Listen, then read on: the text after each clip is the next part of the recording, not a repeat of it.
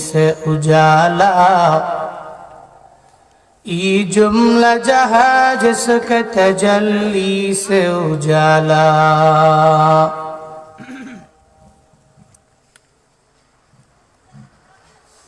দোয়াখানী আল ফালাহ ইসলামী যুব সংঘ বানিয়াচং হবিগঞ্জের উদ্যোগে আয়োজিত তৃতীয় বার্ষিক তাফসীরুল কোরআন মহাসম্মেলনের আজ 18 ডিসেম্বর 2024 মুতাবাররাক এই মজলিসের সম্মানিত সভাপতি জামিয়া ইসলামিয়া দারুস সালাম দোয়াখানীর মুহতামিম विशिष्ट आलिम दीन हजरत मौलाना मुफ्ती अहमद अली साहिब दामत बरकतहुम। আজকের এই মাহফিলে আমার পূর্বে কোরআন এবং হাদিস থেকে সুন্দর দিক নির্দেশনামূলক বাণী আপনাদেরকে শোনাইতেছিলেন হযরত মাওলানা মুফতি আমিরুল ইসলাম সাহিব দামাত বরকতুহুম সিলেট। কথা বলেছেন হযরত মাওলানা হাফিজুর রহমান সাহিব বাহুবলী, হযরত মাওলানা মুফতি রায়হান উদ্দিন বারিয়াচঙ্গী। কথা বলেছেন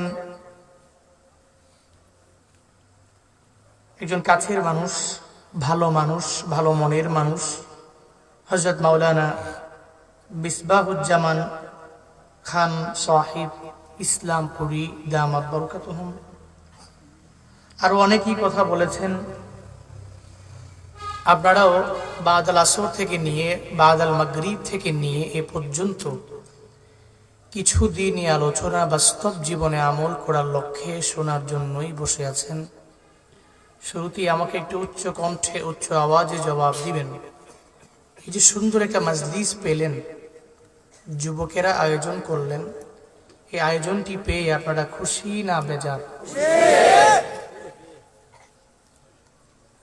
পেছনের লোকেরা খুশি না বেজার? আপনারা মনে মনে করেন না আমরা পিছনে বসছি আমরা বেজার? খুশি না বেজার?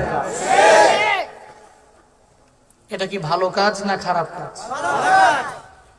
ভালো কাজে মুমিন খুশি হয় না বেজার হয়?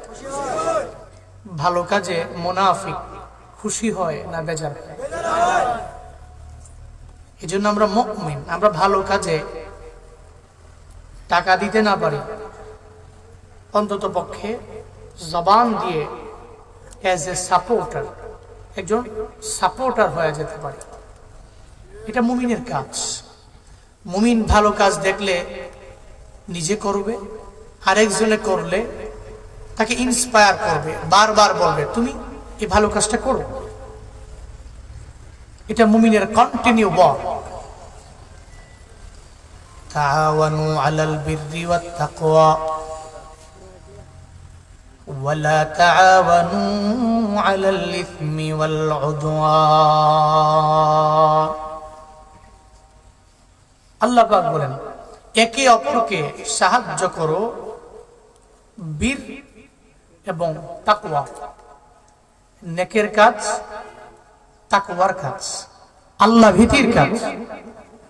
এই কাজে একে অপরকে সাহায্য করো, বাট ওয়ালা তাআওয়ানু আলাল ইসম ওয়াল উদওয়ান, পাপ এবং শত্রুতা বাড়ে, এই কাজে একজন আরেকজনকে সাহায্য করো। সমাজে হয়ে গেছে উল্টো। ভালো কাজে দাওয়াত না দিয়া ঝগড়া লাগলে এমনি তো আগুন জ্বলতেছে, এরপর আরেকটু যে কেরোসিন ঢেলা আগুনের মাত্রা আরো বাড়িয়ে দেয়, ঠিক কিনা? দুইজন ঝগড়া করতেছে, ওনার কাজ হলো গিয়া ঝগড়াটা মীমাংসা করে দেওয়া। উল্টা মীমাংসা না করে গিয়া দুইজনের ভিতরে কয় কি লইয়া লাগছে এটা নিয়ে, হ্যাঁ কয় দেখি আরেকটু বাড়াইয়া দিই।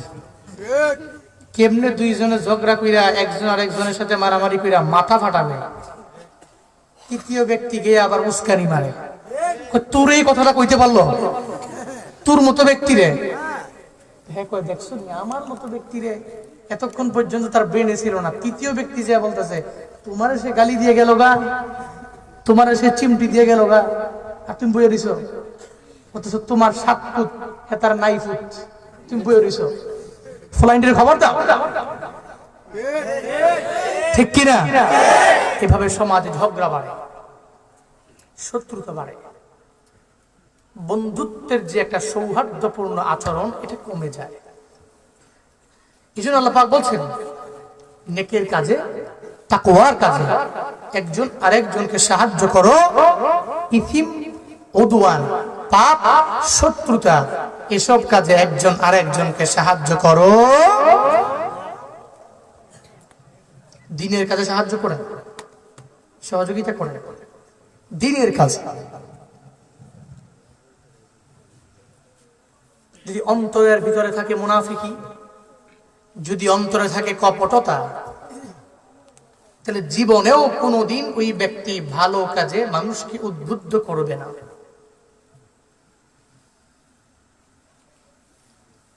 আল্লাহ আমাদের প্রত্যেককে ভালো কাজে, নেকের কাজে সাপোর্টার হওয়ার তৌফিক দান করেন। সকলেই পড়ি আমিন। আর একটু জোরে করে পড়েন আমিন। আগে শুরুতেই বয়ান শুরু করার আগেই আমরা একটু আল্লাহকে রাজি করি, আল্লাহরে খুশি করি। সকলে চিল্লায় একবার করে পড়ি আলহামদুলিল্লাহ। আরো জোরে আলহামদুলিল্লাহ। আমার সাথে পড়ুন রব্বানা লাকাল হামদ হামদান কাসীরান তাইয়িবান মুবারাকান ফি ইয়া রাব্বি লাকাল হামদু কামা ইয়ানবাগি লিজালালি ওয়াজহিকা ওয়া আযীমি সুলতানিকা লাকাল হামদু বিল কুরআন লাকাল হামদু বিল ইসলাম লাকাল হামদু বিল ঈমান। আল্লাহ আমাদের প্রশংসার এই বাক্য কবুল করে নেন। সকলেই পড়ি আমিন। সম্মানিত হাজির, আমি খুতবায় সূরাতুন নাজিআতের 42, 43, 44 এই 3টি আয়াতে কারিমা তিলাওয়াত করেছি। কোন সূরা? নাজিআত।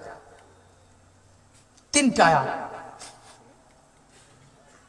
আল্লাহ পাক এই আয়াতগুলো নাজিল করলেন কেন, কখন? আপনারা কই যান দুইজনে? আইনা তাযহাবুন?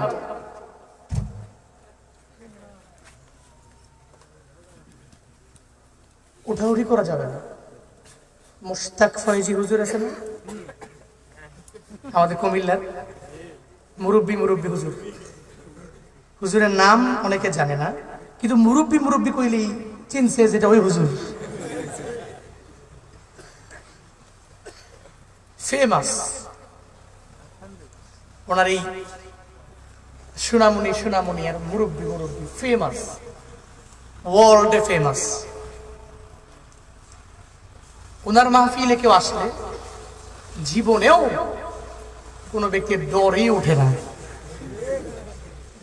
আমি খালি ভয় করি কেউ নাকি আবার মাহফিলে প্রস্তাব করে দেয় ডরে, কারণ ভয়ই তো ওঠে না। জানে যে একজন উঠলেই হেরে নিয়ে বয়ান করে 5 মিনিট। এটা ভয় আছে না?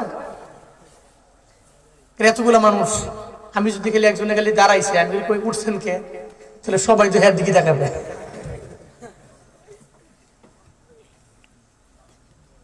ভিসা করব, এটা বড় দেশ। তো ওখানে যাওয়ার পরে সমস্ত সম্মানিত লোক, দামি লোক, কোটিপতি, টাকাওয়ালা, বাড়ি গাড়ির মালিক, অনেক দামি মানুষ যারা ভালো ভালো বিজনেস করে, এই সমস্ত লোকেরা ভিসা করতে যায়। তো ওখানে গেলে টানা 3, 4 দিন, 5 দিন যাওয়া লাগে। অনেকগুলো মানুষ একসাথে। এখন এত দামি মানুষ, এত সম্মানী মানুষ, এদেরকে তো ধমক দেওয়া যাবে না, বড় হয়ে গেছে, ধমকও দিতে পারবে না, এদেরকে লাঠি দিয়ে ব্যত্যাঘাত করতে পারবে না, সম্ভব না। তো শাস্তি কেমনে দেয়? শাস্তি হইল একজনকে দাঁড় করাবে, সে দাঁড়ায় থাকবে, আর ক্লাসের সমস্ত ছেলেদেরকে বলবে সবাই তার দিকে তাকায় থাকো 1 মিনিট। এর কাছে এর চাইতে বড় শাস্তি আর কিছু হতে পারে? তখন মনে মনে করে আপনি মানে 3টা বাড়ি দিতেন তাও ভালো হইতো। কোনো হাসাহাসি নাই, এমনকি পুরো ক্লাসের লোকেরা সে দাঁড়িয়ে আছে তাকায় রয়েছে তার দিকে। বড় শাস্তি। উঠেন না, একটু বসে দোয়া দিয়ে কারা কারা বাড়ি যাবে। আল্লাহ প্রত্যেকের হাতগুলো কবুল করেন। আরো জোরে আমিন। আমি লং টাইম কথা বলবো না, অল্প টাইমই বলবো। মনে করেন না হুজুর আটকে আইছে, মনে হয় অনেক রাত পর্যন্ত রাখবে এমন না। গ্রামীণ মানুষ আপনারা পরিশ্রম করেন, পরিশ্রম আমরাও করি, প্রতিদিন বিভিন্ন জেলায় দৌড়াই, সব মিলিয়ে সবাই ক্লান্ত, সবাই টায়ার্ড। বেশি দেরি করব না। আল্লাহ অল্প সময়ে কিছু দিনই আলোচনা মুজাক্কারা করার তৌফিক দান করেন। নবীজি, আল্লাহ পাক নবীকে পাঠালেন। নবীজি ঘুরে ঘুরে মক্কার মানুষগুলোকে দাওয়াত দিতে লাগলেন। মায়ান নবী দাওয়াত দিতে লাগলেন, মক্কার মানুষেরা এই দিন দিন না আরো দিন আছে, এই দিন নিয়ে যাবে সেই দিনের কাছে। মায়ান নবী বলেন দুনিয়া শেষ হয়ে যাবে এমন না, দুনিয়ার পরে হলো আখিরাত। রবের হিসাবের কাঠগড়ায় একদিন তোমার আমার সব বান্দাদের দাঁড়ায় যাওয়া লাগবে। মায়ান নবী বয়ান করতে লাগলেন, এই মক্কার কাফেরেরা, আল কারিয়াতু মাল কারিয়া ওয়া মা আদরাকা মাল কারিয়া ইয়াউমা ইয়াকুনুন নাসু কাল ফারাশিল মাবথুস। নবীজি বয়ান করতে লাগলেন, হাসরের ময়দান কায়েম হবে, কিয়ামত হয়ে যাবে, আর দুনিয়া ফানিয়া ওয়াল আখিরাতু বাকিয়া। দুনিয়া ধ্বংস হয়ে যাবে, আখিরাত এমন একটা জায়গা ওটা বাকি থাকবে, রবের দরবারে যাওয়া লাগবে।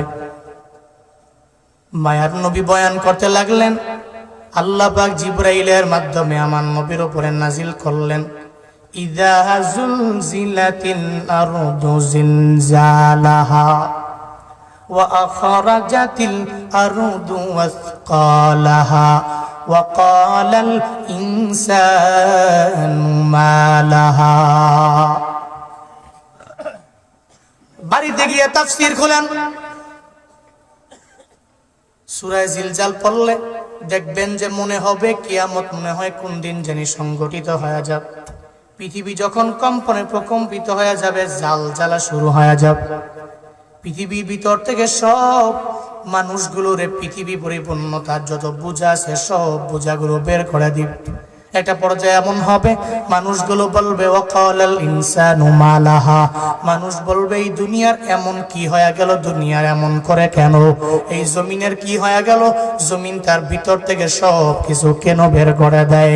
ওই সময় মদিনাওয়ালা নবী যখন কিয়ামতের ব্যাপারে বয়ান দেয়, হাসরের ময়দানের ব্যাপারে মায়া নবী যখন বারবার এদের শোনায়, হাই কাফেরেরা, তোমাদের এই দিনটা শেষ হবে না, আর একটা দিন আছে, রবের দরবারে যাওয়া লাগবে, ওই রবের বিচারের কাঠগড়ায় দাঁড়ানো লাগবে, রবের সামনে দাঁড়ায়া যাইতেই হবে।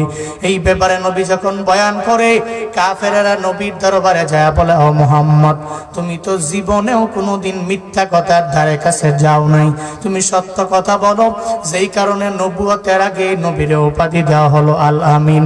আমার নবীর মতো সত্যবাদী দুনিয়ার মধ্যে কেউ হতে পারে না রে বাপ। নবুয়ত পাওয়ার আগেই এ কারণে যে আবু জাহালেরাই আমার নবীর ব্যাপারে জানায়া দিল, এই মুহাম্মদের মতো আর কেউ আল আমিন হবে না, কেউ আমানতদার হতে পারবে না। মায়ার নবীরে যা জানায়া দেয়, ও মুহাম্মদ, জি কিয়ামতের ব্যাপারে বলো, একটু বলো না কোন সময় কিয়ামত হয়ে যাবে, কোন সময় হবে একটু বলো না। মায়ার নবীরে বারবার গিয়া প্রশ্ন করে, মুহাম্মদ, হাসরের ময়দান কোন দিন কায়েম হবে? তুমি যে বলো রবের কাঠগড়ায় দাঁড়ানো লাগবে, কোন দিন দাঁড়ানো লাগবে একটু জানা দাও। আল্লাহ জিব্রাইলের মাধ্যমে সূরা নাজিয়াতের 42, 43, 44 নম্বর আয়াত, ইয়াসআলুনাকা আনিস সাআ আইয়ানা মুরসাহা, জিব্রাইল আল্লাহর পক্ষ থেকে নবীর দরবারে আয়েশা জানায় দেয়, পয়গম্বর আপনারে সব লোকেরা যখন কিয়ামতের ব্যাপারে প্রশ্ন করবে, যখন আপনারে বলবে কিয়ামত কখন হবে, এই ব্যাপারে যখন এরা জানতে চাইবে বলবে আইয়ানা মুরসাহা। মুরসাহা দ্যাট মিন্স একটা নৌকা নদীর মধ্যে ছেড়ে দেওয়া হলো, কোন জায়গায় গিয়া নোঙ্গর ফালাবে। সমুদ্র দিয়ে নৌকা রওনা, কোন জায়গায় গিয়ে এই নৌকা থামবে কারো জানা নাই। শুধু নৌকা যে চালায় সে নোঙ্গর ফালাইলে অটোমেটিক নৌকা থেমে যাবে। এবার আইয়ানা মুরসাহা, এরা বলবে মুহাম্মদ এই নোঙ্গর কোথায় ফালানো হবে, মানে দুনিয়াটা কোন জায়গায় যা স্টপ হয়ে যাবে, থেমে যাবে, এই ব্যাপারে জানাও। আল্লাহ পাক আমার মায়ার নবীরে জানায়া দেয়, ফিমা আনতা মিন যিকরাহা, এই ব্যাপারে তো বিন্দু মাত্র পরিমাণ আপনার ভিতরে ধারণা নাই, আপনি জানেনও না, এই ব্যাপারে জ্ঞানে জ্ঞানী আমি আল্লাহ আপনারে বানাই নাই। ইলা রাব্বিকা মুনতাহা, এই ব্যাপারে একজন জানে, চিন্না বলো তার নাম। হাসরের ময়দান একদিন কায়েম হয়ে যাবে, নবী জানে না, কে জানে? জোরে বলে না, কে জানে? আল্লাহ পাক বলেন, ও পয়গম্বর আমার, আপনি জানেন না, এই ব্যাপারে জ্ঞান আপনারে আমি আল্লাহ দেই নাই, আমি জানি। ইলা রাব্বিকা মুনতাহা, কোথায় গেলে নোঙ্গর ফালানো হবে আমি আল্লাহ দুনিয়ারে বলবো স্টপ, থেমে যাও। সূর্য থেমে যাবে, চন্দ্র থেমে যাবে, সব থেমে যাবে। নবী আপনি বলতেও পারবেন না, আপনি জানেন না, ওই জ্ঞানে জ্ঞানী আমি আল্লাহ আপনারে বানাই নাই। একমাত্র আমি জানি এই কিয়ামত কোন সময় সংঘটিত হয়ে যাবে। কিন্তু মাঝে মাঝে পণ্ডিতি করতে যায় দেখবেন একদল উলামা, ইউটিউব শায়েখ, দেখবেন ইউটিউবের মধ্যে সুন্দর করে ঘুমটা লাগায়া বলবি 2030 সালে কিয়ামত হয়ে যাবে, 2035 সালে কিয়ামত হয়ে যাবে, 50 সালে কিয়ামত হবে, 70 সালে কিয়ামত হবে। আমার মনে হয় ও মনে হয় আমার নবীর থেকেও আরো বেশি জাননেওয়ালা। হাদিসে জিবরাইল আলাইহিস সালাম আমার নবীরে বলে, ও পয়গম্বর, মাতা সাআ, কখন কিয়ামত হবে আপনার জানা আছেনি? মায়ার নবী কয়, জিবরাইল তুমি যে প্রশ্ন করলা তুমি আমার চাইতে বেশি জানো, আমি জানি না। মায়ার নবী বলে, কিয়ামত কোন সময় হবে এই ব্যাপারে আমার জানা নাই। আল্লাহ পাক বলে, ও পয়গম্বর, এই ব্যাপারে জ্ঞানে জ্ঞানী আমি আল্লাহ আপনারে বানাই নাই। কিয়ামত কোন সময় হবে এই ব্যাপারে একমাত্র আপনার রব জানে, আর কেউ জানে না। যদি কেউ ইউটিউবে আইসা বলে যে 50 সালের ভিতরে কিয়ামত হয়ে যাবে, এর মানে হলো ওর মতো ধোঁকাবাজ কেউ হতে পারে না, ঠিক কিনা? কোন সময় কিয়ামত হবে আলেম জানে না, নবী জানে না, কেউ জানে না। আল্লাহ বলে, আমি জানি। হ্যাঁ, কিয়ামতের আলামতের ব্যাপারে তোমরা শোনাইতে পারো, মানুষের বলতে পারো। এই মানুষ, এই আলামত গুলো যখন পেয়ে যাবা তোমাদের হালত এমন হবে, এমন হবে, এমন হবে, এই ব্যাপারে মানুষ বলতে পারে। তবে কিয়ামত এক সময় হবেই হবেই হবেই হবে। কোন সময় হবে এই ব্যাপারে জানার দরকার নাই, কোন টাইমে হবে এই ব্যাপারে জানার প্রয়োজন নাই। কিয়ামত হবে এই ব্যাপারে আহলুস সুন্নাতুল জামাতের আকীদাধারী বিশ্বাসধারীরা এরা শুধু এই চিন্তাটা রাখবে, হাসরের ময়দান একদিন কায়েম হয়ে যাবে। আমানতু বিল্লাহ ওয়া মালাইকাতিহি ওয়া কুতুবিহি ওয়া রুসুলি ওয়াল ইয়াউমিল আখির ওয়াল কদরি খাইরিহি ওয়া শাররিহি মিনাল্লাহি তাআলা ওয়াল বা'সি বা'দাল মাউত। সূরা মুজাম্মিল দুআয় ইমানে মুফাসসাল। মক্তবে পড়েন না আপনারা? জীবনের প্রথম শুনছেন? ছোটবেলায় মক্তবে গিয়া সুন্দর করে কান্দে কান্দে মিলা ধইরা সবাই মিলা পড়ি নাই? কি সুন্দর করে কালেমায়ে তাইয়্যিবা, কালেমায়ে শাহাদাত, কালিমায়ে তাওহীদ, কালিমায়ে তামজিদ, কালিমায়ে রাদ কুফর পড়ি নাই আমরা?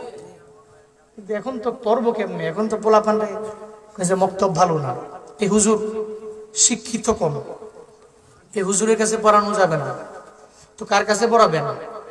স্মার্ট হুজুর চাই। সুন্দর করে বলতে পারে, ইংলিশও পড়াবে, আরবিও পড়াবে, এমন হুজুর চাই। কি জামানা, কি আপডেট! সে কোরআনও মুখস্থ করে, ওদিকে আবার ইংরেজিতেও কথা বলতে পারে। ভালো, খুব সুন্দর। তবে মনে রাখবা, কোরআন কোরআন একদিকে কোরআনটারে পড়াও, 30 পারা কোরআনটা সিনার মধ্যে ঢুকাও। এই জন্যই তো এখন আছে শুধু হাফেজে কোরআন। কয়ে হে হাফেজে কোরআন, জিজ্ঞেস করলে এমনি হ্যাঁ করে তাকায় থাকে, ঠিক মতো বলতে পারে না। কারণ কি জানেন, এর বাবা হেরে গর্ব কইরা পড়াইছে, আমার ছেলে 30 পারা কোরআনও মুখস্থ করছে, এদিকে ইংলিশও ঠোঁটস্থ করে ফেলছে। এক্সট্রা পণ্ডিত। কোরআন তো পড়বেন এমন ভাবে, কোরআনের সাথে অন্য কিছু কেন, এটা মুখস্থ করবো, একমাত্র ধ্যান ধারণা শুধু কোরআনের প্রতি থাকবে। আল্লাহ আমাদের সবাইকে মানার, আমল করার তৌফিক দান করেন। জোরে পড়েন আমিন। বক্তব্যে পড়েন নাই ইমানে মুফাসসাল। তাহলে মুমিনের ইমানের আকীদা হলো আল্লাহর প্রতি আমি ঈমান এনে নিলাম, এরপরে আমি আখিরাতের দিনের প্রতি ঈমান আনলাম, সব ফেরেশতাদের প্রতি আমি ঈমান এনে নিলাম, সমস্ত আম্বিয়াদের প্রতি আমি ঈমান এনে নিলাম, আসমানি সমস্ত কিতাবের প্রতি আমি ঈমান এনে নিলাম। এটা মুমিনের আকীদা। তবে কিয়ামত কোন সময় হবে, এই টাইমে হতে পারে, এই ব্যাপারে ধারণা দেওয়া যাবে না, জানাও যাবে না। এই ব্যাপারে আল্লাহ জানে। তবে আলামত গুলোর ব্যাপারে দেখবেন বান্দা, শোনা যাবে, বুঝাও যাবে। যেমন মায়ার নবী জানায়া দেয়, খুতবায় পড়লাম তিরমিজি শরীফের 2210 নম্বর হাদিসে আমার মায়া নবী জানায়া দেয়, হযরতে আলী ইবনে আবি তালিব রাদিয়াল্লাহু আনহুর বর্ণনা, রাহমাতুল লিল আলামিন বলেন, ইদা ফাআলাত উম্মতি 15 খাসলাতান হাল্লা বিহাল বালা। এই উম্মতেরা যখন দেখবে আমার উম্মতেরা 15টা খাসলতের ভিতরে চলে আসবে, এই 15টা খাসলত দেখবা এরা এই বৈশিষ্ট্যে পরিপূর্ণ, নিজের গুণান্বিত বানায়া নিবে। হাল্লা বিহাল বালা, তখন দেখবে এদের উপরে বালা আসবে, বিপদ আসবে, এদের উপরে পরিপূর্ণ মুসিবত চলে আসবে। এমন কি আমার মায়ার নবী রাহমাতুল লিল আলামিন জানায়া দিলেন, ফালিয়ারতাকিবু ইনদা যালিকা রিহান হামরা। এমন একটা অবস্থা হবে, এই 15টা বৈশিষ্ট্য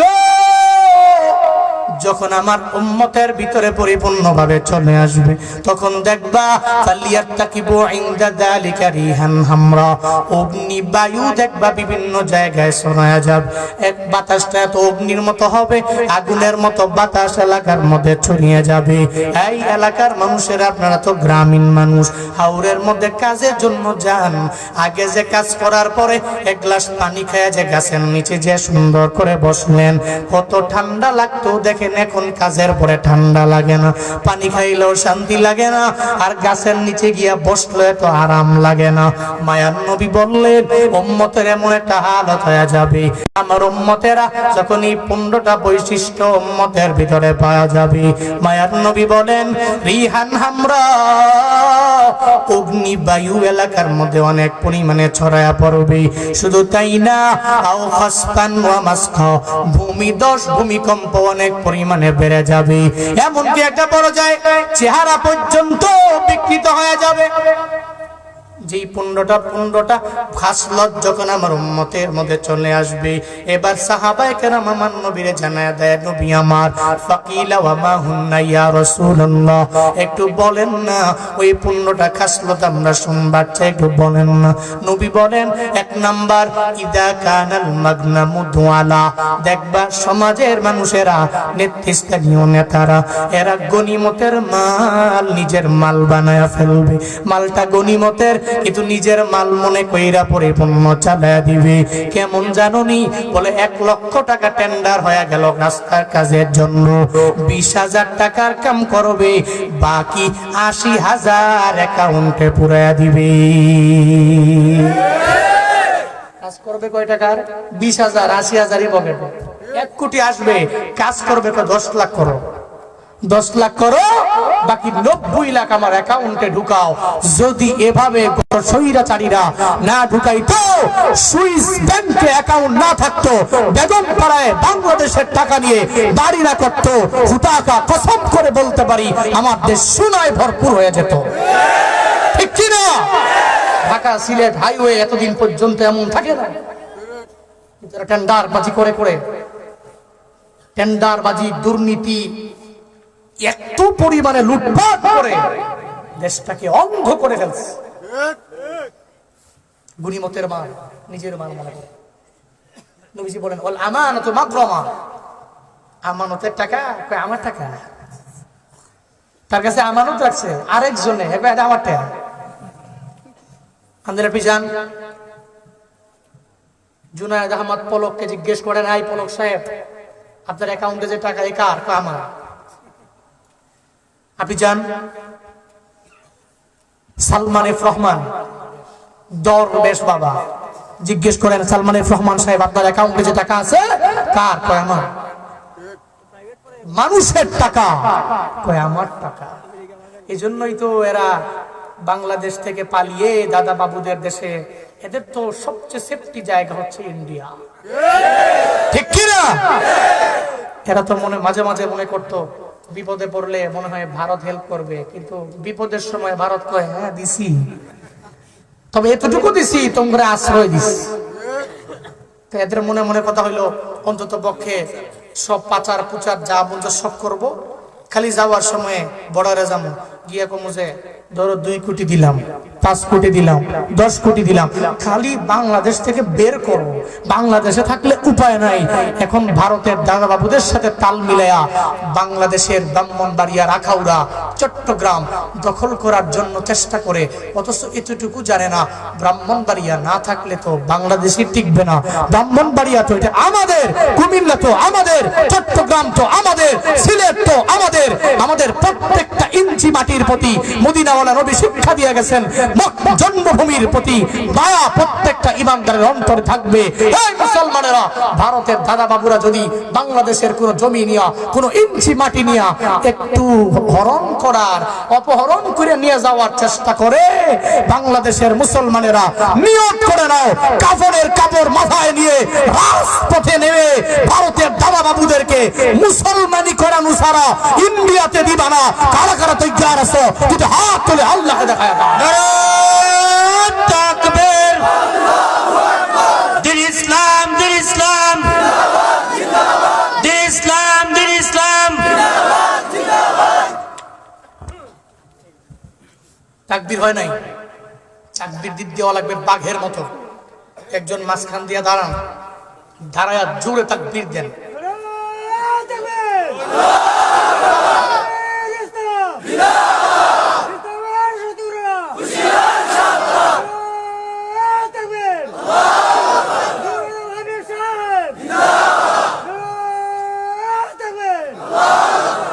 নাস্তিকতা নিপাত যাক, দিন ইসলাম জিন্দাবাদ। নাস্তিকতা নিপাত যাক, দিন ইসলাম জিন্দাবাদ। কোটি প্রাণে একই আওয়াজ, খুদার দুহি ছাড় পাবে না, এই বাংলায় ঠাই হবে না।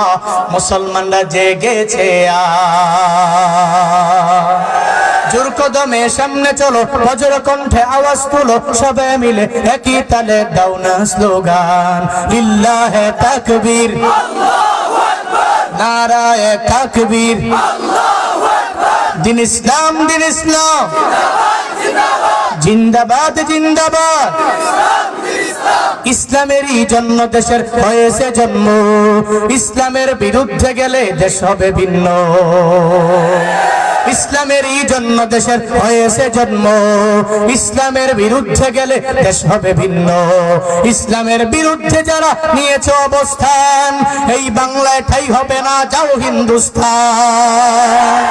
জোর কদমে সামনে চলো, বজ্র কণ্ঠে আওয়াজ তুলো, সবাই মিলে একই তালে দাও না স্লোগান, লিল্লাহে তাকবীর, আল্লাহু আকবার। নারায়ে তাকবীর, দিন ইসলাম দিন ইসলাম, জিন্দাবাদ জিন্দাবাদ।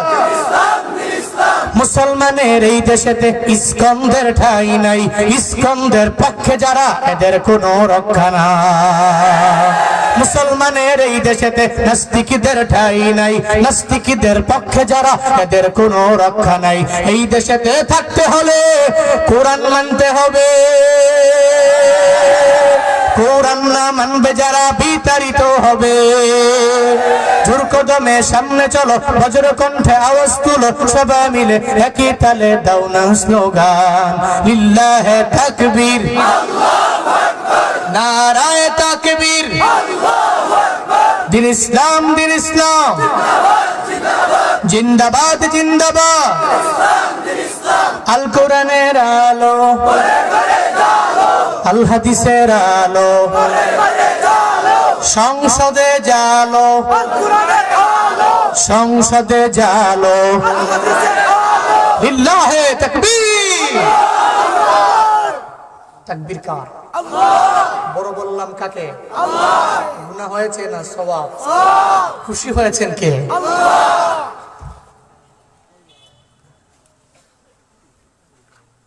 বলতেছিলাম নবীজি বলছেন গনিমতের মালগুলো নিজের ব্যক্তিগত সম্পদ মনে করবে। ইদা কানাল মাগরামু মাগনামু দুয়ালা ওয়াল আমানাতু মাগনামা। 2 নাম্বার, আমানতের টাকাগুলো নিজের মনে করবেন, মনে রাখবেন। যাদের কাছে আমানত রাখা হয় এবং সে আমিন হয়, সে তো নবীর অনুসারী। সুবহানাল্লাহ পড়বেন না? আর যাদের কাছে আমানত রাখার পরে খেয়ানত করে, জীবনেও আখিরি নবীর উম্মত হতে পারে না, সে আবু জাহালের অনুসারী। কারণ আবু জাহালের কাম হয়েছিল খেয়ানত করা, নবীর কাম ছিল মানুষের আমানতের টাকাগুলো রক্ষা করা। একজন ইহুদি আবু জাহালের বাড়িতে গিয়ে আবু জাহালের হাতের মধ্যে টাকা দিয়া দেয়, বলে তোমার কাছে দিয়া দিলাম, আমানত রাখে দাও। আমানতের টাকাগুলো নিয়ে মদিনাওয়ালা নবীর দরবারে দেয় না, আবু জাহালের দরবারে দেয়। মনে মনে ভাবে আবু জাহাল আমাদের লিডার, ওর কাছে দিলে নিরাপদ। আবু জাহালের দরবারে দিয়া বলে, আমি যখন প্রয়োজন হবে তোমার দরওয়াজায় দাঁড়াইলে দিয়া দিব। আবু জাহাল কয়, যাও, যখন প্রয়োজন হবে আমার দরওয়াজার সামনে ডাকলে আইলে আমি দিয়া দিব। আবু জাহালের কাছে টাকা রাখলেন।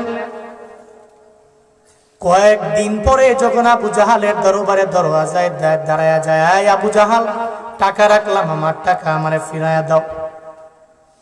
আবু জাহাল কয়, ইহুদি, আমার কাছে টাকা তো তুমি রাখো নাই। কয়, আমি রাখলাম, তুমি কও রাখো নাই। রাখোই নাই। একবার, দুইবার, তিনবার, যখন 12 বার আবু জাহালের দরবারে বলে, আবু জাহাল জানায়া দেয়, এই ইহুদি, যদি এই জায়গা থেকে দূরে সরে যদি না যাও, যদি আমার দরওয়াজা থেকে তোমার বাড়িতে যদি না যাও, যদি রিটার্ন ব্যাক না করো, তাইলে তোমাকে দুনিয়া থেকে বিদায় করে দেওয়া হবে। আমি তরবারি ঘর থেকে আইনা তোমার দেহ থেকে গর্দানটারে আলাদা করে দিব, তুমি চলে যাও। ইহুদি মনে মনে কয়, টাকা গেছে তো গেছে, আমার জীবনটা নিয়ে লাভ নাই।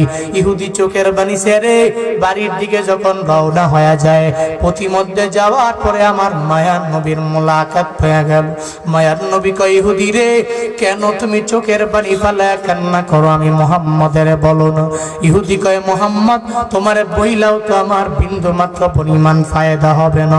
আবু জাহাল তোমারে দেখতে পারে না, অথবা তোমারে দেখতে পারে না, সাহেবা তোমারে দেখতে পারে না, ওয়ালিদ ইবনে মুগিরা তুমি মুহাম্মদের বিন্দু মাত্র পরিমাণ দেখতে পারে না। আমার মায়ার নবী কয়, ইহুদি, এরপরেও বলো না, দেখি আমি ট্রাই করব, চেষ্টা করব, তোমার কিছু তোমারে হেল্প করা যায় কিনা, আমি নবীরে বলে দাও। ইহুদি যখন বলে বারবার রিকোয়েস্ট তুমি আমারে করতে লাগলা, শুনে নাও ও মুহাম্মদ, আবু জাহালের কাছে কিছু টাকা রাখলাম, সে টাকাগুলো মাইরা দিল। উল্টা আমারে বলল, যদি আমি টাকার জন্য দ্বিতীয়বার যাই, তাইলে আমার দেহ থেকে গর্দানটাকে আলাদা করে দিবে। দিবি। আমি চিন্তায় পড়ে গেলাম, আবু জাহালের দরওয়াজা থেকে ফিরে আমার বাড়ির দিকে রওনা হয়ে গেলাম। এই জন্য আমি চোখের পানি ফেলে কান্না করতেছি। কারণ হলো আবু জাহাল আমার টাকা মাইরা দিল। আমি চিন্তায় পড়ে গেলাম, আমি কেমনে গিয়া সন্তানগুলো নিয়ে আমার ঘরের মধ্যে চলবো। মায়ার নবী ডেকে বলে, ও ইহুদি আয় আয়, আমার সঙ্গে আয়, আমি তোরে সঙ্গে করে লইয়া আবু জাহালের বাড়িতে যাব। ইহুদিকে সঙ্গে করে নিয়ে যখন নবী আবু জাহালের দরওয়াজার সামনে দাঁড়ায়া যায়, মায়ার নবী ডাক দেয়, ও চাচা আবু জাহাল, আমি মুহাম্মদ আপনার দরওয়াজায় হাজির হলাম। আবু জাহাল কয়, তুমি মুহাম্মদ আমার দরওয়াজায় কেন আসো? তুমি তো আসতে পারো না, তুমি কেন আমার দরওয়াজার সামনে দাঁড়ায়া গেল? দরওয়াজা কইলা দেখে আমার নবী একা না, সামনে সঙ্গে ইহুদিকে সঙ্গে করে নিয়ে চলে আসছে। আবু জাহালের মাথা গরম, কয় মুহাম্মদ ইহুদিরে তো আমার বাড়ি থেকে তাড়ায়া দিলাম, কিন্তু তুমি কই পাই না ইহুদিরে আমার দরওয়াজার সামনে কেন তোমার সঙ্গে নিয়ে আসলা? মায়ার নবী কয়, ও চাচা আবু জাহাল, ইহুদি নাকি আপনার দরবারের টাকা রাখলো, এই টাকাগুলো দিয়া দেন, এগুলা দিয়া দিলে সে নিয়ে বাড়িতে রওনা হয়ে চলে যাব। ইহুদি আবু জাহাল কয়, আমি তারে মানা করলাম, এই মানায় হয় নাই, আবার তোমারে সুপারিশ করার জন্য আমার দরওয়াজার সামনে নিয়ে আসবো।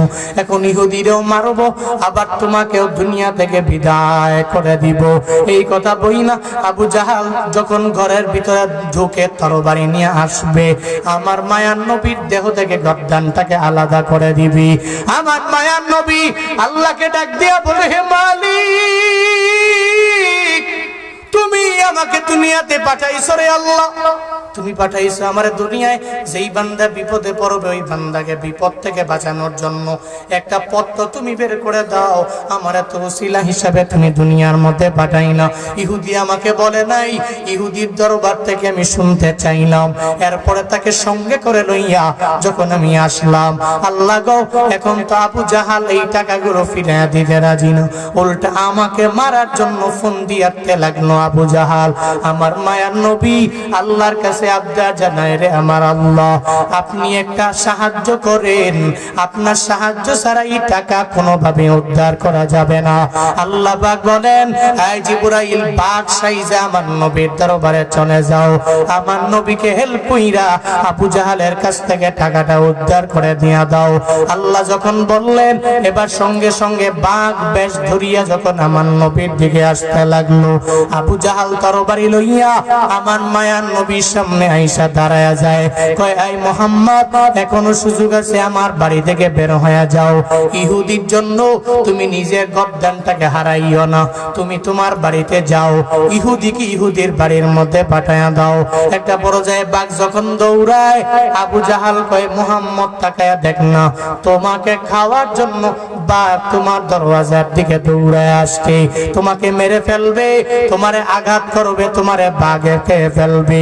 আমার মায়ার নবী কয়, ও চাচা আবু জাহাল, বাকি আমারে খাবে নাকি আপনারে খাবে এই ব্যাপারে আমি এখন বলবো না, একটু পরেই দেখবেন বাকি আপনারে খায় নাকি আমারে খায়, একটু পরে অটোমেটিক জানাও যাবে, বোঝা যাবে। বাঘ দৌড়াইয়া আমার রাহমাতুল লিল আলামিনের ডানে আইসা দাঁড়ায়া যায়। এবার আবু জাহাল কয়, এই বাঘ মুহাম্মদের খাস না, কিন্তু বাঘ তো খাবে না, কারণ বাঘে কথা মানে বাঘ তো আমার মায়ের নবীরে খাবে না। আবু জাহাল কয়, ও বাঘ মুহাম্মদের খাও, যতই বলে, কিন্তু বাঘ তো আমার মায়ার নবীর পাশে এসে দাঁড়ায় গেল। একটা বড় যে আবু জাহাল দেখে রে, ওই বাঘটা আবু জাহালের খাওয়ার জন্য আবু জাহালের দিকে দৌড়ায়, কিন্তু বাঘ যায় না। বাঘ রাহমাতুল লিল আলামিনের পাশেই দাঁড়ায় রইল। আবু জাহাল কয়, মুহাম্মদ রে, এই বাঘটা মনে হয় আমারে খাওয়ার জন্য আমার সামনে আসছে, একটু বাঘটারে থামায়া দাও, কারণ বাঘ আমারে খেয়ে ফেলবি, আমারে মেরে ফেলবে, আমাকে দুনিয়া থেকে বিদায় করে দিবি। ও মুহাম্মদ, বাঘটারে থামাও। বারবার আমার মায়া নবীরে যখন আবদার করে, নবী বলে, বাঘ তো যায় না, বরং বাঘ তো আমার সামনেই তো দাঁড়ায় আছে, কিন্তু আপনি বলতেছেন আপনারে খাওয়ার জন্য বাঘটা আপনার দিকে দৌড়ায় যায়। এই যে কারিশমা, এই যে কুদরত, এটা একজনের, চিল্লায়া বলো তার নাম। কাদের কুদরত দারি বর কামাল আনতা রব্বি আনতা হাসবি জুল জালাল তুহি কাদের জলিলুল্লাহ জাহাদার বহরহালে তুহি মেরা নগাহদার। আবু জাহাল কয় মোহাম্মদ বাঘটা আমার খাওয়ার জন্য খালি আমার দিকে দৌড়ে আসছে, তুমি একটু বাঘটারে থামায়া দাও। মায়ান নবী কয় না রে, বাঘ তোমার দিকে তো যায় না, তাহলে বাঘের যদি এত ভয় পাও এত দেরি করো কেন? সঙ্গে সঙ্গে টাকাগুলো দিয়া দাও। এই আমানতের টাকা তো তোমার না, এটা তো ইহুদির টাকা, ওর হাতের মধ্যে তুমি হ্যান্ড ওভার করে দাও। আবু জাহাল কয় তুমি বাঘের থামাও, আমি ঘর থেকে আমানতের টাকাগুলো নিয়ে আসতেছি। সঙ্গে সঙ্গে আবু জাহাল ঘর থেকে টাকাগুলো নিয়ে আইসা ইহুদির হাতের মধ্যে দিয়া দেয়। এবার মায়ান নবী কয় ইহুদি যাও, তোমার টাকা তুমি বুঝা পাইলা, তুমি বাড়িতে চলে যাও। আমার মায়ান নবী একদিকে চলে গেল, ইহুদিও তার বাড়িতে খুশি মনে যখন বিদায় নিয়ে চলে যায়। প্রতিমধ্যে যাওয়ার পরে চিন্তা করে আমি যেই ব্যক্তিগুলোর ফলো কইরা দুনিয়ার মধ্যে চলতে লাগলাম, যেই আবু জাহালরে মানলাম, কিন্তু এই আবু জাহালের বিন্দু মাত্র পরিমাণ কোনো মায়া নাই, সে তো আমানতদার না। যেই মুহাম্মদের বারবার গালি দিলাম, আবু জাহালের কথা শুনি না, ওই মুহাম্মদের ব্যাপারে বারবার আমরা কটূক্তি করলাম। এখন তো দেখি ওই মুহাম্মদের আদর্শের মতো সুন্দর আদর্শ কারো নাই। আমি তো আবু জাহালের দলের মেম্বার হয়ে থাকতে পারি না, ওই মুহাম্মদের দলের হব। দৌড়াইয়া ইহুদি আমার নবীর দরবারে চলে যায়। মায়ার নবী কয় ইহুদি আমার দরবারে কেন আসছো রে ইহুদি, জানাও। ইহুদি বলে নবী গো, আমি আপনার দরওয়াজায় হাজির হয়ে গেলাম, আপনার দরবারে আসলাম। এতদিন পর্যন্ত আবু জাহালের মানলাম আমি লিডার, এখন আবু জাহাল আমার লিডার না, উতবা আমার লিডার না, সাহেবা আমার লিডার হতে পারে না, ওয়ালিদ ইবনে মুগিরা জীবনে কোনোদিন আমার লিডার হতে পারে না। আপনার ধর্ম সত্য ধর্ম আমারে পড়ায়া দেন, লা ইলাহা ইল্লাল্লাহ মুহাম্মাদুর রাসূলুল্লাহ।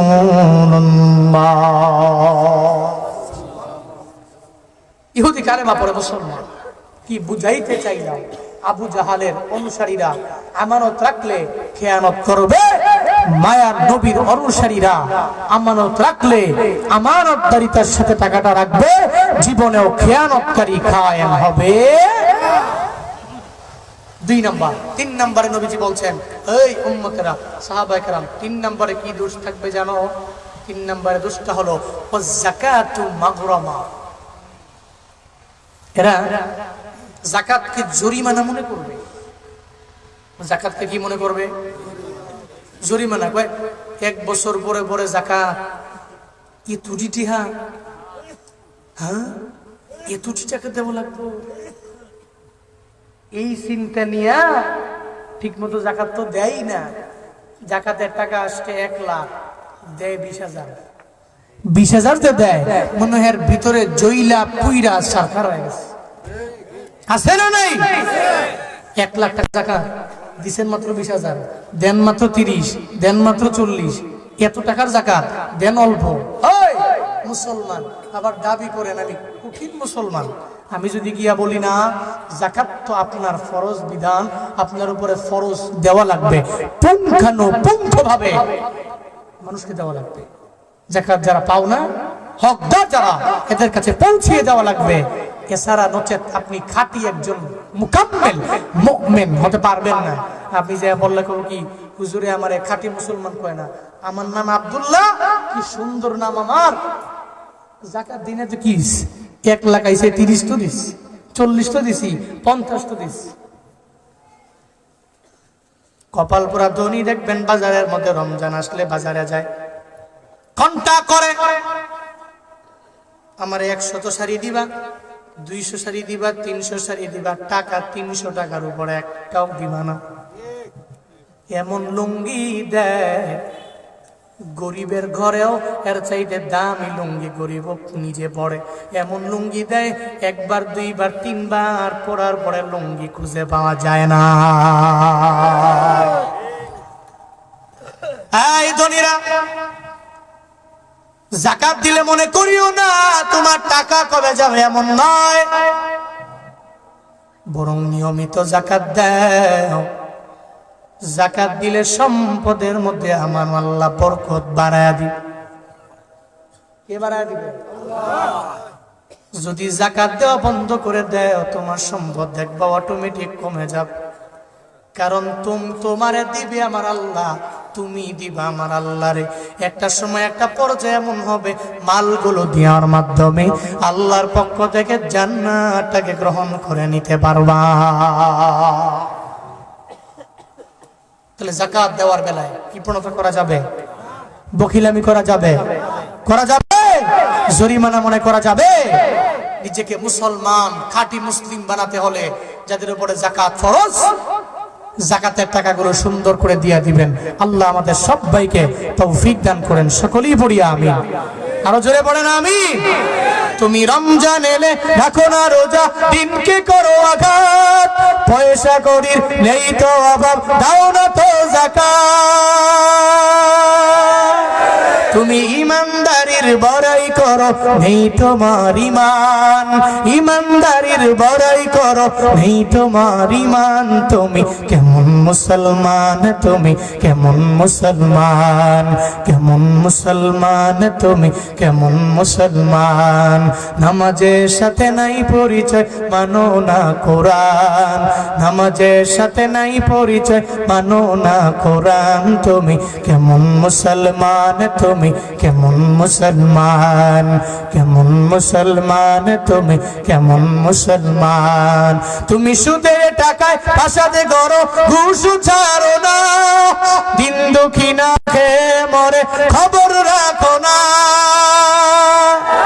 তুমি ঘুষ খেয়ে বিচার করো সাজিয়া প্রধান, ঘুষ খেয়ে বিচার করো সাজিয়া প্রধান। তুমি কেমন মুসলমান, তুমি কেমন মুসলমান, কেমন মুসলমান, তুমি কেমন মুসলমান। তুমি নবীর উম্মত দাবি করো সুন্নাহ মানো না, নবীর অপমানে তোমার হৃদয় কাঁদে না। তুমি বিজাতীয় সংস্কৃতিতে সপেছ পরাণ, বিজাতীয় সংস্কৃতিতে সপেছ পরাণ। তুমি কেমন মুসলমান, তুমি কেমন মুসলমান, কেমন মুসলমান, তুমি কেমন মুসলমান, কেমন মুসলমান, তুমি কেমন মুসলমান। ঠিক কি না? মুসলমানের পরিচয় তো রমজানের রোজা, মুসলমানের পরিচয় তো রমজানে এক বছর পরে পরে যাকাত, মুসলমানের পরিচয় তো নবীর সুন্নতের উপরে আমল, মুসলমানের পরিচয় তো এটা যে সে নামাজে যায়, তার পরিচয় তো এটা।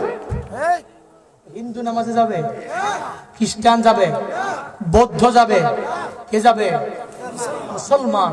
ফজরের আজান হলে দৌড়ে নামাজে যাবে, জোহরের আজান হলে দৌড়ে নামাজে যাবে, আসরের আজান হলে শাটার বন্ধ, দোকানদার স্টপ, দুনিয়াবি যত কাজ আছে বন্ধ, দৌড়ে আসরে যাবে, মাগরিবে যাবে, এশায় যাবে। এটা মুসলমানের মুসলমানিত্বের পরিচয়। আল্লাহ আমাদের সবাইকে 5 ওয়াক্ত নামাজি বানায় দেন। পড়েন আমিন। 4 নম্বরে মদিনা ওয়ালা নবী জানায়া দেয় সাহাবায়ে কেরাম, ওয়া আতাআর রাজুলু যাওজাতাহু ওয়া আকামাহু। লোকেরা এমন হয়ে যাবে এদের বউয়ের কথা মানতে যাই এদের মায়ের মনের মধ্যে আঘাত দিব। এমন কপাল পোড়া যুবক আমগো সমাজের মধ্যে আছে না নাই? আসেনি? ও বানিয়াচংয়ের যুবক, জীবনে যদি উন্নতি করতে চাও, টিপস দিয়া গেলাম, অনেক বড় বিজনেস করা লাগবে বান্দা। এমন না রে বাপ, খালি বউরে বউয়ের জায়গায় রেখা মায়ের দাম দেও, মায়ের থেকে দোয়া নিয়ে আগায় যাবা। ডায়েরির মধ্যে কলম দিয়া লেখা রাখো, আমি বলে দিলাম আল্লাহ তোমার সম্মান, তোমার দাম অটোমেটিক বাড়ায়া দিবে। জুনায়েদ আল হাবিব কেমনে দৌড়াই, কেমনে বয়ান করি? ইলমের পাওয়ারে, আমলের পাওয়ারে, হিলমের পাওয়ারে বয়ান করি না রে বাপ। কোনো পুঁজি আমার নয়, কিন্তু এরপরেও মানুষগুলো কেন বয়ান শুনে, কেন মহাব্বত করে? কেমনে দৌড়াইতে পারি আমি আমার নিজের দেহের বলে দৌড়াই না। বয়ানে ওঠার আগে ঠিক মতো জবান দিয়া কথা বলতে পারি না, বয়ানে বসলে বলতে পারি। মাঝে মাঝে জিজ্ঞাসা করে কেমনে পারেন? আমি বলি সব আমার আল্লাহর দয়া। 2 নম্বরে তাহাজ্জুদের মুসল্লায় আমার আব্বা আম্মার দোয়া। ওই মা বাবার থেকে দোয়া নিয়ে চলিও, ওই মা বাবার দোয়া নিয়ে তুমি আগায় যাও, কামিয়াব হয়ে যাবি রে বাবা। তুমি মনে করো বা বউ বউয়ের জায়গায় থাকবে, তোমার সন্তান সন্তানের জায়গায় থাকবে, তোমার শাশুড়ি শাশুড়ির জায়গায় থাকবে, শ্বশুর শ্বশুরের জায়গায় থাকবে। তোমার মায়েরে তুমি সম্মান দাও, তোমার বাবারে দাম দাও। এদের সম্মান করলে জীবনেও কোনোদিন তোমার সম্মান আমার আল্লাহ কমাইবে না, তোমার ইজ্জত আমার আল্লাহ কমাইবে না, তোমার দাম আমার আল্লাহ কমাইবে না। বরং তুমি যদি মা বাবার দোয়া নিয়ে আগায়া যাও, আল্লাহ তোমারে বড্ড দামি বানায়া দিবে। যতই হুজুর যতই বয়ান করে মা বাবার বয়ান, এরপরেও মা বাবা থাকলে কেউ কদর দিতে পারে না, কদর দিতে জানেও না, সুন্দর করে কদর দেয়ও না। কিন্তু যেদিন দুনিয়া থেকে বিদায় নিয়ে যাবে, ওদিন বাবা টের পেয়ে যাবে। ওদিন চোখের পানি ফালাইয়া তুমি কান্না করলেও জীবনে তোমার মায়ে তোমার কাছে আসবে না, তোমার বাবায় তোমার দরবারে আসবে না। ওদিন মাকবারার সামনে গিয়া যদি তুমি দাঁড়ায় যাও আর বারবার বারবার যদি মায়ের ডাক দাও, ও মা গো, কেন সন্তানরে তুমি বুকের মধ্যে নেও না? কেন তুমি সন্তানের জন্য হাত তুইলা দোয়া কইরা দাও না? বারবার যদিও বলো, এরপরেও দেখবা মায়ে তোমারে বুকের মধ্যে নিবে না, তোমার জন্য চোখের পানি ফেলে রবের দরবারে দোয়াও করতে পারবে না। মায়ে যারা যারা হারায়, এরাই মা বাবার পরিপূর্ণ কদর দিতে পারে। যারা হারায় না, ওই বান্দা ঠিক মতো বুঝতেও পারে না। আমার মায়ার নবী হারাইছে, এজন্য মায়ার নবী জানায়া দিলেন, আমার উম্মতেরা যদি তার মা বাবারে রাজি বানাইতে পারে, আল্লাহ পরিপূর্ণতার প্রতি রাজি হয়ে যাবে। যদি মা বাবারে অসন্তুষ্ট বানায়া যদি দুনিয়ার বড় ইমাম হও, বড় খতিব হয়ে যাও, অনেক টাকাওয়ালা বাড়ির মালিক হয়ে যাও, মনে রাখবা আমার আল্লাহ তোমার প্রতি রাজি না। মায়ার নবী কদর দিয়েছে আব্বা আম্মা। কেন জানোনি? এই কারণে জীবনে কোনোদিন মায়ার নবী কোনো এতিমের পর্যন্ত ধমক দেয় না। এমন কোনো এতিম নয় যে এতিম আমার নবীর সামনে দিয়ে হাইটা গেল, নবী এতিমের মাথার মধ্যে হাত বোলায় নাই। দুনিয়া এমন কোনো এতিম নাই। একদিন নবী খেলার মাঠের কিনারা দিয়া যায়, যাওয়ার পথে তাকায়া দেখে একটা ছোট্ট ছেলে খেলার মাঠের কিনারায় দাঁড়ায় চোখের পানি ফেলায় কান্না। হাই ছেলে, কান্না করো কেন? কেন খেলার মাঠের মধ্যে খেলার জন্য যাও না? তোমার কি ঘর বাড়ি নাই? হুজুর, আমার বাড়িও নাই, আমার ঘরও নাই, আমার মাও নাই, আমার বাবাও নাই, আমি বড় এতিম, আমি বড় এতিম, আমার মা নাই, বাবা নাই, ঘর বাড়ি নাই। মায়ার নবী শোনার পরে এতিমের কথা শুই না চোখের পানি ফেলায় নবী করে, এতিমরি আজকে থেকে আমি তোর বাবা হয়ে গেলাম, আমার কাঁধের মধ্যে আয়া একটু তুই আমার সঙ্গে চল না, আমার ঘরের মধ্যে আমি তোর সঙ্গে করে নিয়ে যাব। মায়ার নবী কয়, এতিম রে, তুই এতিম, আমি পরিপূর্ণ তোর কদর দিতে পারবো, কারণ আমি নবীও এতিম, আমার মাও নাই, আমার বাবাও নাই। ছোটবেলায় বাবার আদর কেমন, এটা বিন্দু মাত্র পরিমাণ আমি নবী পাই নাই। কেমন এতিম নবী জানো? খেলার মাঠের কিনারায় খেলাধুলার জন্য নবী যায় না, কিনারায় দাঁড়ায়া চোখের পানি ফালায়া ফালায়া বাবারে মিস কইরা কান্দে।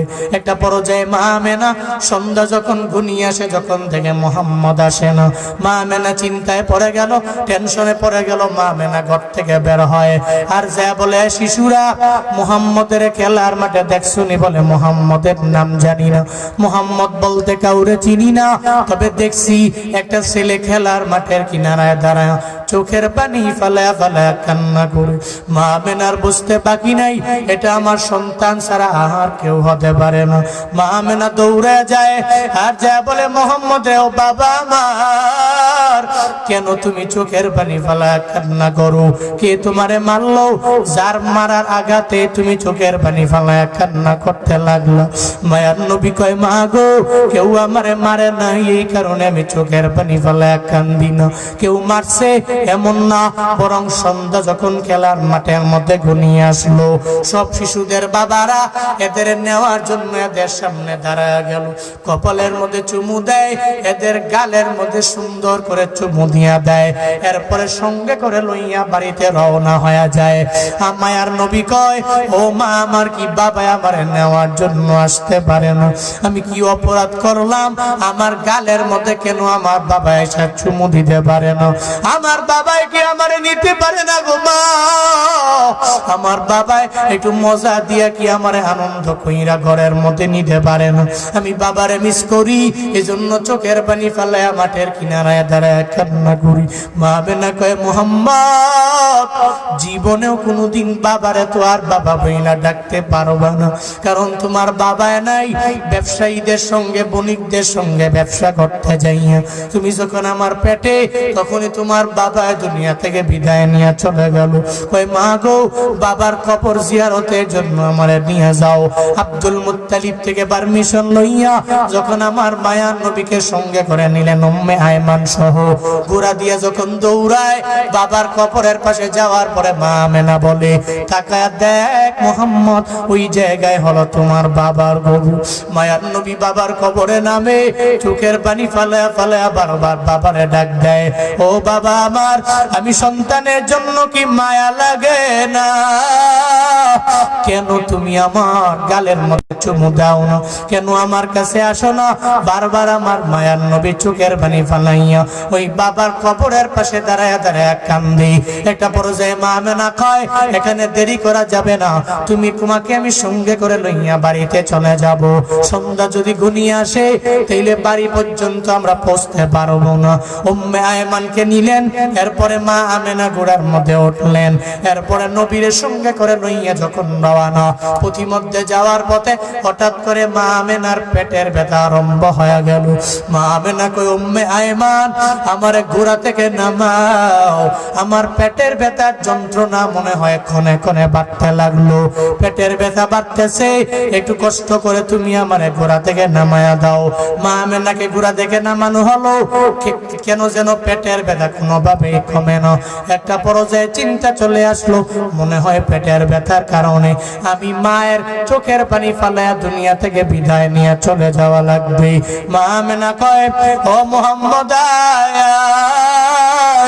আমার বুকের মধ্যে তুই আয় না, আমি মায়ের তোর পরিপূর্ণ হকটা আদায় করতে পারলাম না। ছোটবেলায় বাবার আদর পাও নাই, তুমি বাবার কবর জিয়ারতের জন্য তোমার মায়ের সঙ্গে গেলা, প্রতিমধ্যে তোমার মাও যদি দুনিয়া থেকে তোমারে বিদায় দিয়া চইলা যায়, ও সন্তান আমার, তুমি মায়ের জন্য চোখের পানি ফালায়া কান্না কইরো না। আমার মায়ার নবী কয়, মা গো, ছোটবেলায় আমি বাবার আদর কেমন এটা বুঝলাম না, আমার বাবাকে ডাকতেও পারি নাই, বাবা জীবনে কোনোদিন আমারে ডাক দেয় নাই গো আমার মা। ও মা, তুমি আমারে বিদায় দিয়া যাইও না, তুমি যদি আমারে বিদায় দাও, দুনিয়াতে আমার মা থাকবে না, আমার বাবা থাকবে না, আমার কেউ থাকবে না, এমন একটা হালাত হয়ে যাবে। মায়ার নবী কান্দে, ওদিকে মা আমেনা নবীর বুকের মধ্যে জড়ায়া চোখের পানি ফেলা কান্দে। একটা পর্যায়ে মা আমেনাও যখন মায়ার নবীর থেকে বিদায় নিয়ে চইলা যায়, মায়ার নবী এতিম হয়ে যায়। এতিমের নবী যে বয়ান শোনায়, এতিমরি, আমার মতো এতিম তো দুনিয়ার মধ্যে কেউ নাই, আমারও মা নাই, আমারও বাবা নাই, আমারও ঘর নাই, বাড়ি নাই। ও বানিয়াচঙের মুসলমানেরা, মনে রাখিও রে বাবা, যেদিন তোমার মা চলে যাবে, ওদিন তুমি চোখের পানি ফেলায়া কান্না করলেও মা আসবে না। যেদিন বাবা চলে যাবে, ওদিন বাবার জন্য চোখের পানি ফেলায়া কান্না করলেও বাবা আসবে না। মনে রাখবা, বউয়ের কথা শুনে মারে ধমক দিও না, বউকে স্নেহ করো, মায়া দেখাও, মমতা দেখাও, আমি অসুবিধা নাই। এমনকি দোয়া করি তোমার দাম্পত্য জীবনটারে আল্লাহ সুখময় বানায়া দে। তবে মনে রাখবা, যদি মায়ের মনে আঘাত দিয়া তুমি আগায়া যাও, যারা পৃথিবীতে ওই মায়ের বদদুয়া নিয়ে আগায়া গেল, হয়তো একদিন পরে, না হয় 1 বছর পরে, না হয় 2 বছর পরে, না হয় বুড়া বয়সেও ওই বদদুয়া লাগে কি লাগে না? লাগে। ওই বদদুয়া 1 বছর, 2 বছর, 5 বছর, 10 বছর, 20 বছর, 50 বছর পরে হলেও লাগবে। এই জন্য সাবধান। বউ খালি তোমার আইসা কান পরা দিয়া দিল, শুই না মায়ের মনে আঘাত দিলা। সাবধান যুবকেরা, এই কাজের ধারে কাছেও যাওয়া যাবে। কিন্তু নবীজি বলছেন একটা সময় এটা বেড়ে যাবে। আমার উম্মতেরা তাদের বউকে প্রাধান্য দিতে যে মায়ের অবাধ্য হবে, তার মায়ের অবাধ্য হবে। এমনকি অবার্য সদিক, তার বন্ধুকে প্রায়োরিটি দিবে, বন্ধুকে দাম দিবে বেশি, বন্ধুর ডাককে প্রায়োরিটি দিবে বেশি, বন্ধুর খেয়াল রাখবে বেশি। ও জাফা আবাহু, তার বাবাকে সে ভুলে যাবে। বন্ধু টেলিফোন দিয়া বললো, বন্ধু আমার একটা বাইক কেনার জন্য 1 লাখ টাকা লাগবে, বন্ধু অ্যাকাউন্টে পাঠাইয়া দাও। কয় 1 লাখ কেন, তোরে 1.5 লাখ কইল, বন্ধু তোরে দিতে পারি, আমার কলিজাটা কাইটাও বন্ধু তোমারে দিয়া দিতে পারি।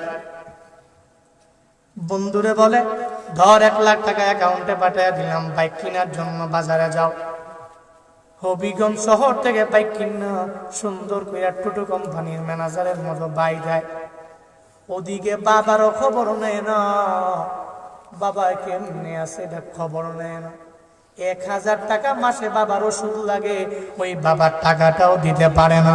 শুধু এক ভাই আর এক ভাইয়ের ঠেলা দেয়, ওই ভাই আর এক ভাইয়ের ঠেলা দেয়। এভাবে ঠেলতে ঠেলতে একটা পর্যায়ে বাবা ওষুধ না খায় মারা যায়। বন্ধু বান্ধবদেরকে নিয়ে আড্ডা দেওয়ার জন্য, ঘোরার জন্য যায়। বন্ধু চল না একটু কক্সবাজারে ট্যুর দিয়ে আসি, বন্ধু চল না একটু সেন্ট মার্টিনে ঘোরার জন্য যাই, বন্ধু চল না একটু জাফলং বিছনাকান্দি ঘুরে আসি, বন্ধু চল না একটু টাঙ্গুয়ার হাওরে গিয়া ঘুরে আসি। বন্ধু বান্ধবের খরচ করার জন্য তুমি টাকা দিলা, ঘোরার জন্য গেলা, বাবারে মানো না। নবী বলে এটা কিয়ামতের আলামত। বন্ধু বান্ধবদেরকে প্রায়োরিটি দিয়ে তার বাবার খবর সে নিবেন। এমন সন্তান কি নাই? বন্ধুরে টাকা দেয় বাইক কেনার জন্য, কিন্তু বাবা ঢুকে ঢুকে মরতেছে। আবার সমাজে ট্রেন্ডিং হয়ে গেছে, মৃত্যুর আগে বাবার ঠিক মতো ওষুধপত্র কিনা দেয় না, হসপিটালে নেয় না। বাবার মরণের পরে 40 দিন পরে কয় জিয়াফত কর, ইচ্ছা মতো খাওয়া, পুরো এলাকা গ্রামবাসী মিল্লা খাওয়া। মরণের আগে বাবার খবর নাই, 40 দিন পরে প্রত্যেকে এক হাদিস পাইয়া মিলে জিলে আই না, দুনিয়ার মানুষের দাওয়াত দিয়া খাওয়ায়, আমার বাবার রুহের মাগফিরাতে। ঠিক কি না? সমাজ এরকম নাই?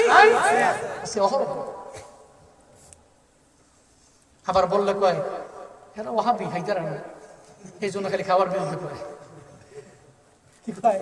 এরা ওয়াহাবি খাইতারা না, খালি খাওয়ার বিরুদ্ধে কয়। কিন্তু বাপ, আপনি যা বলেন, আপনি আমরা ধমক দেন, গালি দেন, মারেন, ধরেন, যাই করেন, আপনি বালিশের সঙ্গে মাথা লাগায় রাত 12টার পরে চিন্তা করেন। কুমিল্লা থেকে পিচ্ছি একটা পোলা হিসাব বয়ান করে গেছিল, কি কইছে চিন্তা করেন। আল্লাহ আমাদের প্রত্যেককে বুঝার, মানার, আমল করার তৌফিক দান করেন। এরপরে নবীজি বলছেন, ওয়াত্তাফাতিল আসওয়াত ফিল মাসাজিদ, মসজিদে শোরগোল বেড়ে যাবে। মসজিদে কি বেড়ে যাবে? শোরগোল।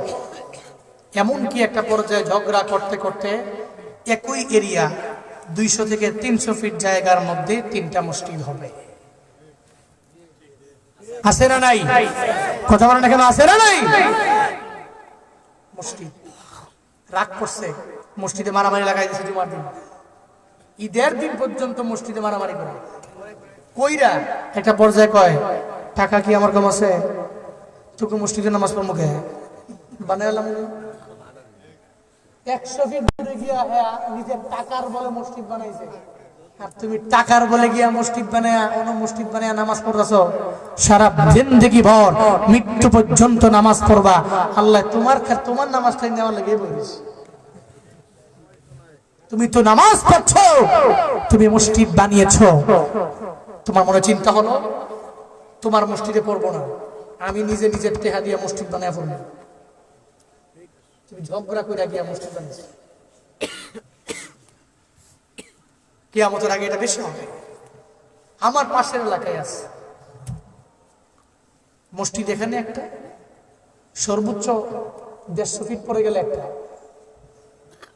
আমি জিজ্ঞেস করলাম পাশাপাশি মসজিদ কেন? ওই দুইজনে আছে টেহাওয়ালা, কি জানি একটা কইছে জুমার দিন, মন মতো হয় না, মন মতো হয় না দিকে এরা জুমার দিন ঘোষণা দিয়ে আয় পড়ছে। কথা যেহেতু শুনলা না, মসজিদে আর আইলাম না, বানাইলাম না, হেসই বানালিস।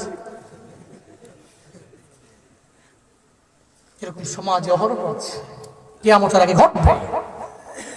মাসাজিদুহুম আমিরা ওয়া হিয়া খরাবুম মিনাল হুদা। মায়ার নবী জানায়া দেয় মসজিদ গুলো হবে সুন্দর, কিন্তু মসজিদের মধ্যে মুসল্লি থাকবে না, হেদায়েত থেকে শূন্য হবে। খরাবুম মিনাল হুদা, হেদায়েত শূন্য মসজিদ গুলা হয়ে পড়বে। এখন তো দেখেন না মসজিদ অভাব নাই, কিন্তু মসজিদে ফজরের মধ্যে মুসল্লি নাই, জোহরে মুসল্লি নাই, আসরে মুসল্লি নয়, মাগরিবে মুসল্লি নাই, এশায়ে মুসল্লি নাই। এমন মসজিদ এলাকায় আছে না? না, কত ওয়াজ, কত মাহফিল, কত বক্তা, কত ওয়াইজ, অভাব নাই এলাকায়। মসজিদ অভাব নাই, মাদ্রাসা অভাব নাই, সব আছে, কিন্তু ফজরে মুসল্লি 3 জন। কি লাভ হবে টাকা দিয়া? কি লাভ হবে ওয়াজ দিয়া? কি লাভ হবে মাহফিল দিয়া? কি লাভ হবে মসজিদ দিয়া? খালি মসজিদটাকে সুন্দর করো, সুন্দর করে সাজায়া সৌন্দর্যের সর্বোচ্চ শিখরে নিয়ে গেছে। ফজরে নামাজ পড়ে ইমামে, আর ওই যে পাশের বাড়ির দাদায় মাঝে মাঝে আজান টাজান দেয়, উনি আইছে, ইমামে আইছে, আর একজনের লইয়া 3 জনে মিল্লা ফজর করে লাইছে। অথচ মসজিদের পাশে বাড়ি। মানুষ যখন বলে বাড়ি কই, আমগো বাড়ি মসজিদ ওলা বাড়ি। কি কয়? আমগো বাড়ি মসজিদ ওলা বাড়ি। শরম করে না? লজ্জা করে না? মসজিদ ওলা বাড়ি, মসজিদ ওলা বাড়ির লোক ফজর করো না? কি আনলিগেল বললাম? মসজিদ ওলা বাড়ি ফজর পড়ে। আল্লাহ আমাদের প্রত্যেককে নামাজি বানায় দেন, পড়ে না আমিন। আযান শুনে হাসো যারা বিছানায়, তাদের জন্যে কান্দেন নবী মদিনায়, তাদের জন্যে কান্দেন নবী মদিনায়। ওই নবীর জন্য কি মায়া লাগে না, হায়রে উম্মত নামাজ কেনে পড়ো না, হায়রে উম্মত মসজিদে কেন হাসো না। মসজিদের সংখ্যা বেড়ে যাবে, মসজিদে মুসল্লি রইবে না। মায়ার নবী জানায়া দেয় মসজিদের মধ্যে শোরগোল বেড়ে যাবে, আওয়াজ বেড়ে যাবে, একটা পর্যায়ে মসজিদের সংখ্যা বাড়তে থাকবে। আবার মায়ার নবী জানায়া দেয় এরপরে কেমন হবে? ওয়াকানা যাইমুল কওমি আরজালাহুম, দেখবা সম্প্রদায়ের মধ্যে এমন একটা নেতা এরা বানাবে, যেই নেতা বখলম, যেই নেতার ইলমের আইনও নাই, লামও নাই, মিমও নাই। দেখবে এর নেতা বানাইয়া সম্প্রদায়ের বড় নেতা বানাইয়া দিবে। মূর্খরা সমাজ থেকে পরিপূর্ণ লিড দিবে। আলেমদেরকে সম্মান করা হবে না, আলেমদেরকে কদর দেওয়া হবে না। যাদের ভিতরে বিন্দু মাত্র পরিমাণে ইলম নাই, এরা দেখবা সমাজের মধ্যে লিডার হয়ে যাবে, এরা মাতবর হয়ে যাবে।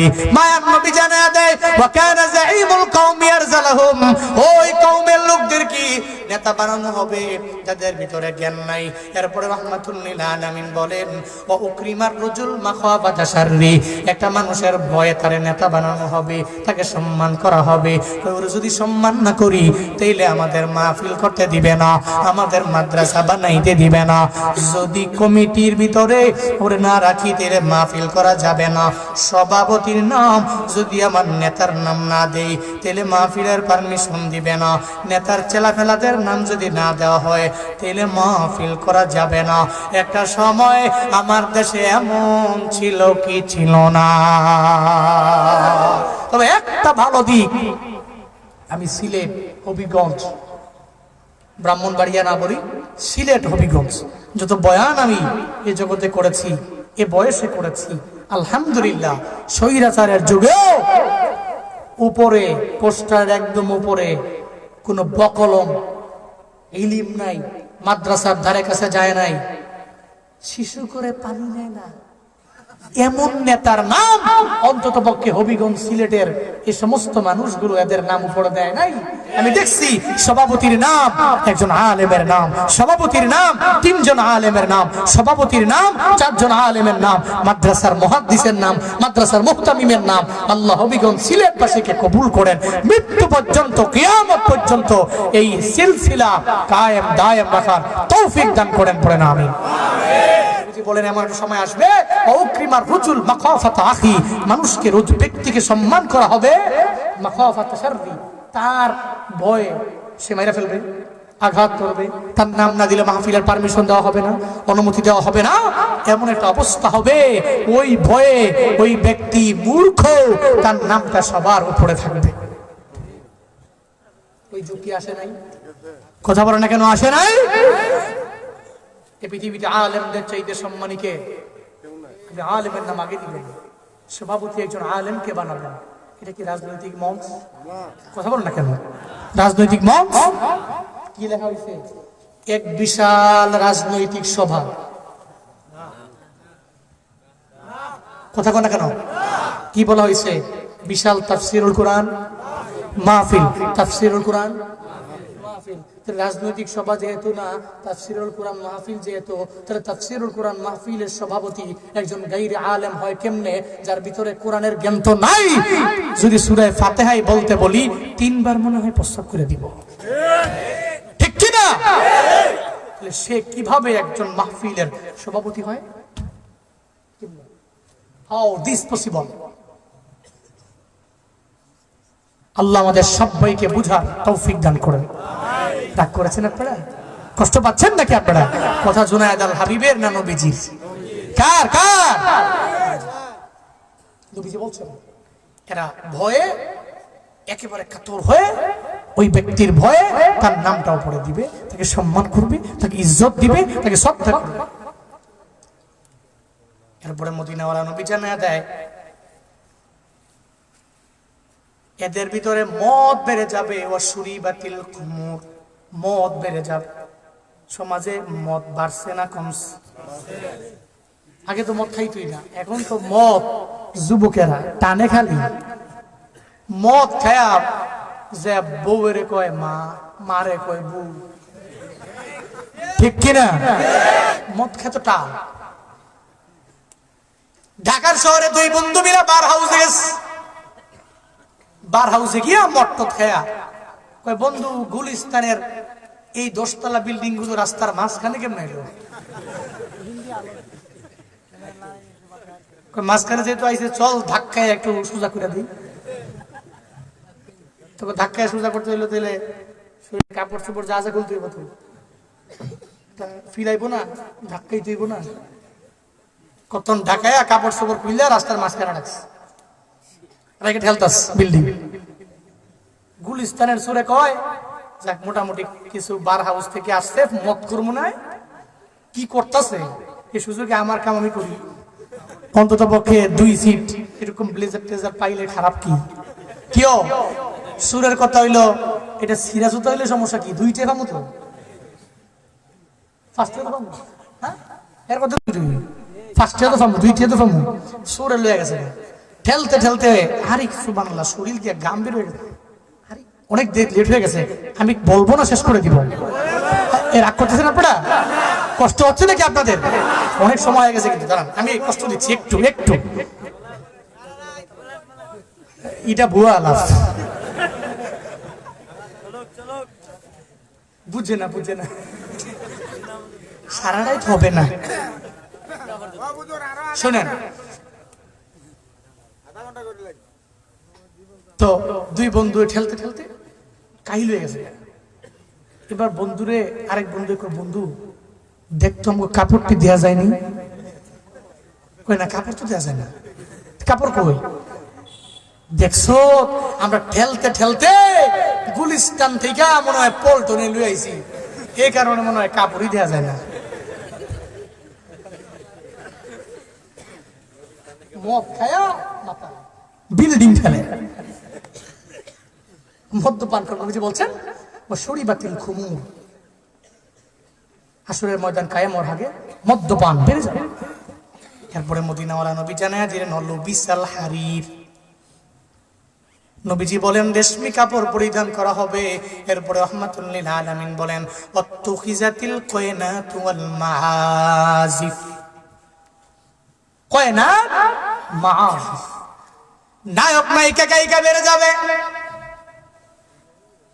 পরিমণির মতো নায়িকারেও নিয়া নিয়া মঞ্চ বানায়া গান গাওয়াবে, এদের দেখবে, এদের রূপ দেখবে। ওই সমাজে তোমরা আমরা আসি না না, মমতাজের মতো নায়িকারাও মঞ্চ বানাবে, ওদের সম্মান করবে, ইজ্জত দিয়া দিবে। এরা গিয়া মঞ্চ বানায় গান গাইবে, নিজের দেহ মানুষকে দেখাবে, মানুষ দেখে এদের পকেটের মধ্যে টাকা দিয়া দিবে। এমন একটা অবস্থা হয়ে যাবে, নায়িকা বেড়ে যাবে, গায়িকা বেড়ে যাবে। এরপর রাহমাতুল লিল আলামিন বলে আল মাআজিফ, এরা বাদ্যযন্ত্রের গান শোনা ছাড়া এদের মজা লাগবে না, বাদ্যযন্ত্রের গান বেড়ে যাবে, বাদ্যযন্ত্রের মাধ্যমে গান শোনা বেশি বেশি শুনবে, এমন একটা উম্মতের পর্যায় হয়ে যাবে। এরপর রাহমাতুল লিল আলামিন বলেন ওয়ালাআনা আখিরু হাদিহিল উম্মতি আউওয়ালাহা, এরা এদের পূর্ববর্তী উলামায়ে কেরাম এবং লোকদেরকে, মানুষগুলোকে গালাগালি করবে, লানত দিয়া দিবে, অভিসম্পাদ দিয়া দিবে। মায়ার নবী জানায়া দেয় যখন দেখবা এই 15টা খাসলত আমার উম্মতের মধ্যে পাওয়া গেল, ফালিয়াতাকিবু ইনদা যালিকা রিহান হামরা, মদিনাওয়ালা নবী বলেন তখন মনে রাখবা আমি নবী বললাম, অগ্নি বায়ুর আশঙ্কা আমি নবী করলাম, এদের বাতাসগুলো এত পরিমাণে গরম হয়ে যাবে। এরপরে নবী বলেন এদের ভূমিধস বেড়ে যাবে, আও খাসফান ওয়া মাসখা, এরপরে মাঝে মাঝে চেহারাটা পর্যন্ত বিকৃত হয়ে যাবে। এই 15টা খাসলত যখন আমার উম্মতের হবে, কিয়ামত সন্নিহিত হবে, কিয়ামত হবে, এমন একটা হালাত হয়ে যাবে। ও আল্লাহর বান্দারা, এই যে 15টা আলামত বললাম, একটু বলেন না রে বাপ, এই 15টা আলামত সঙ্গ সমাজে আছে না নাই? আছে না নাই? আমার কাছে তো মনে হয় 15টাই আছে। আছে।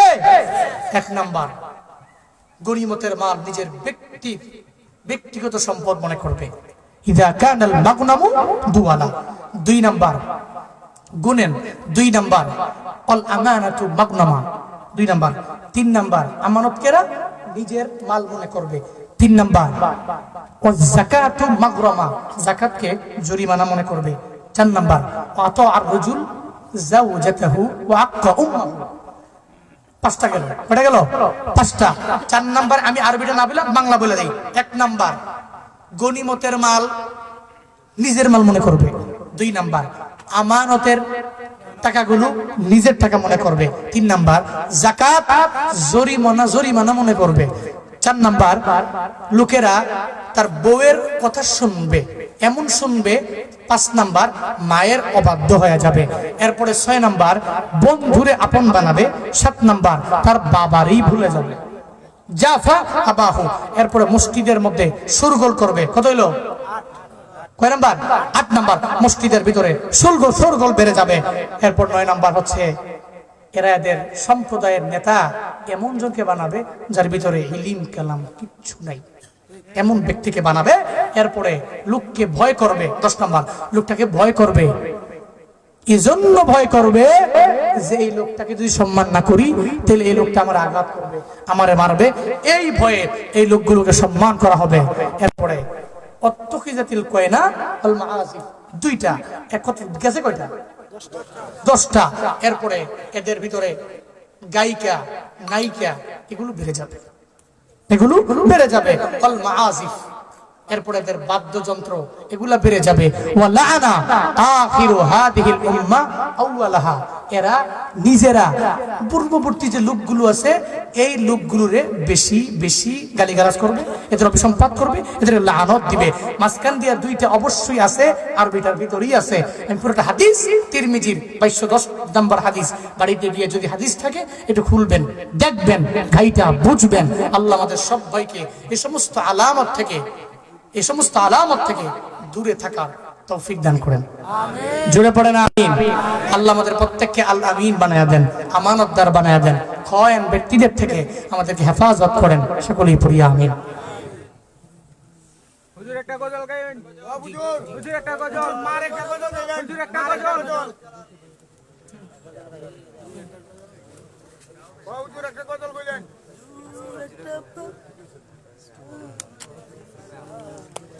আসল দুইটা যে আপনার করে কই নাই, 13টা কেমন হয়েছে কইলেন না, দুইটা আসলটাই কই নাই। লুবিসাল হারির সুরিবাতিল খুমুর, মদ পান বেড়ে যাবে, রেশমি কাপড় পরবে, শেষ। এই 15টা আলামত থেকে আল্লাহ আমাদের প্রত্যেককে রক্ষা করেন, সকলেই পড়ি আমিন।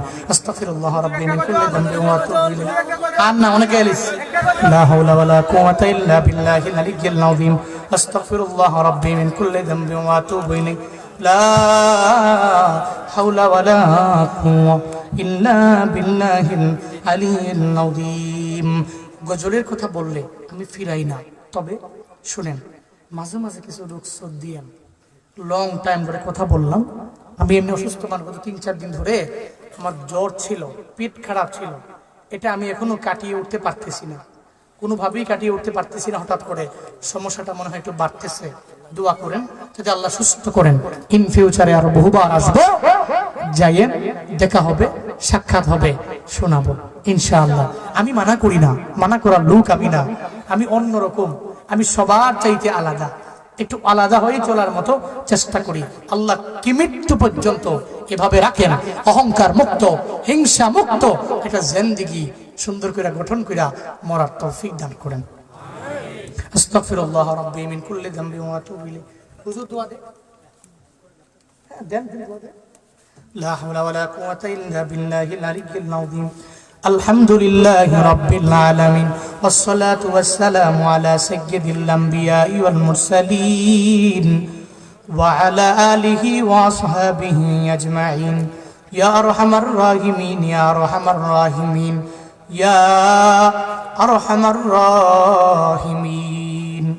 اللهم اجعلني صبورا واجعلني شكورا واجعلني في عيني صغيرا وفي أعين الناس كبيرا. اللهم اجعلنا من المستجابين للدعوات. رب ارحمهما كما ربياني صغيرا. رب ارحمهما كما ربياني صغيرا. উদয়ার মালিক কুদরতের নজর দিয়া তাকায়া দেখেন রে আল্লাহ, এই ময়দানে আপনার বান্দাগুলা নিয়ে হাজির।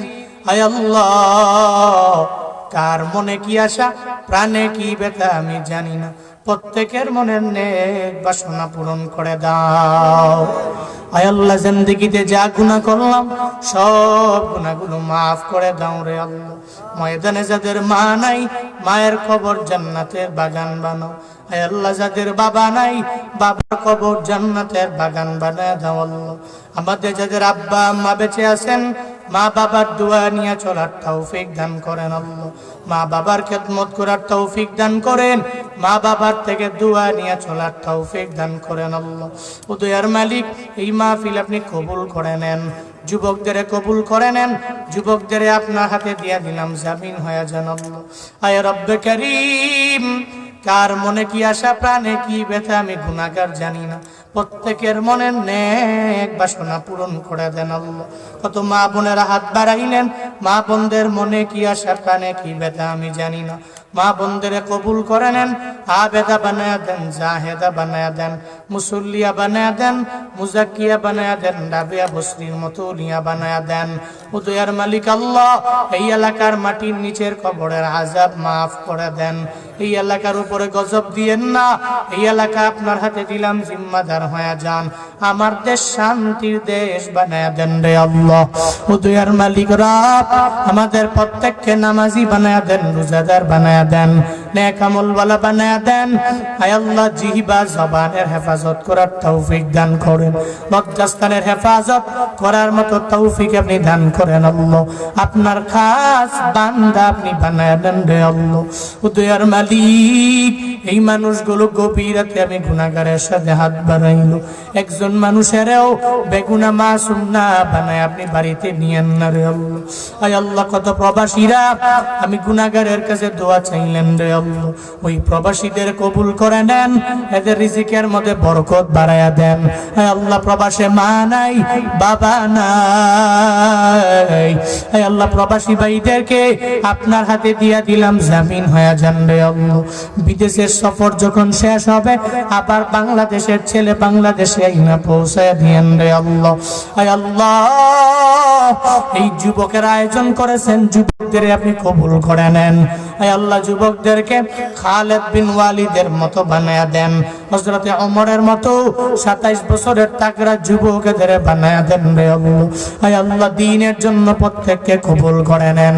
রব্বানা তাকাব্বাল মিন্না ইন্নাকা আনতাস সামিউল আলিম ওয়া তুব আলাইনা ইয়া মাওলানা ইন্নাকা আনতাত তাওয়াবুর রহিম। ওয়া সাল্লাল্লাহু তাআলা على خير خلقه وعلى آله وأصحابه أجمعين آمين آمين آمين برحمتك يا أرحم الراحمين.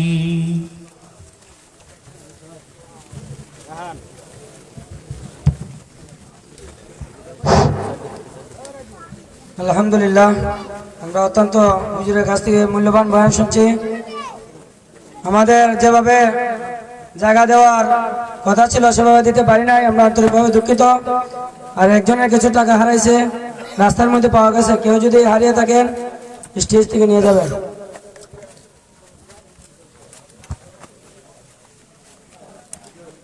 আমাদের স্বেচ্ছাসেবক ভাইয়েরা সবাই প্যান্ডেলের নিচে আসে, সবাই প্যান্ডেলের নিচে আসে। আগামী 26 তারিখ ফাতেমাতুজ জাহরা বাগানবাড়ি মহিলা টাইটেল মাদ্রাসার বার্ষিক ইসলামী মহাসম্মেলন, এতে আপনারা সবাই আমন্ত্রিত।